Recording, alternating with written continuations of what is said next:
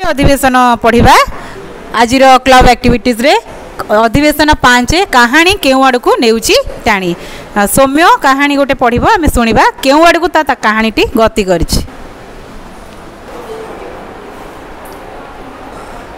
दिने हरिण जंगल सारा दौड़ू थाए। दिने गोटे भालू आसुला से देखला हरिणटी जंगल सारा दौड़ूला। दिने हरिण दौड़ू दौड़ू गोटे गातर हरिणटी पड़गला। हरिणटी चित्कार कला मते बंचाओ बंचाओ करी कहला। सेठू भालू आसी कहला बुझिल हरिण भाई मु तुमको केते थर कहूची किंतु तमे मो कथा जम्मा शुणुन। मना करुछि जम्मा दौड़नी किंतु शुणिले सिना हब तार फल एबे पाइल। हौ छाड़ मु कहले कौन हब मु उठाई दिए। यह तोते भाषण मारिल कहीं एटा तो मो बाँ हाथर खेल मु कौन गातर उठी पार नथांती।